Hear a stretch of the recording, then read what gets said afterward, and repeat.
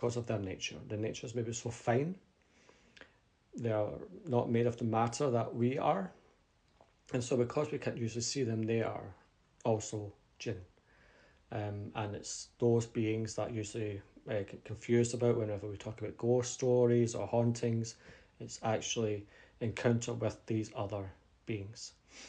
Another term that Muhammad Asad talks about in his appendix that jinn can refer to is aspects of nature or even human nature that are concealed within us, and that in terms of their cause we can't see, but in terms of their effect we can see. So hidden aspects of maybe the subconscious or human nature and reality can also come under the umbrella of al-jinn.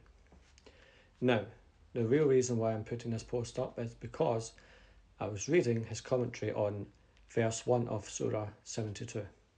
Now, this is the verse that talks about when a certain group of jinn came to the Prophet, peace and blessings be upon him, and heard the Qur'an and said it was a delightful revelation and were going back to their people to tell them about it. So this is where jinn, according to some commentators, the minority, not the majority, but a minority, say that it can mean that those strangers who were up until that point concealed from your senses. So it's not just things that are always concealed, but up until a certain point were concealed. That this can also be under the umbrella term of al-jinn. So when the Qur'an's talking about the jinn that came to the Prophet, peace and blessings be upon him, and heard the Qur'an in Surah 72 verse 1, Muhammad Asad makes an interesting commentary that it's possible that this is actually referring to a group of followers of the Mosaic faith, i.e. Jews, who came to listen to the Qur'an. They were, up until that point, unseen.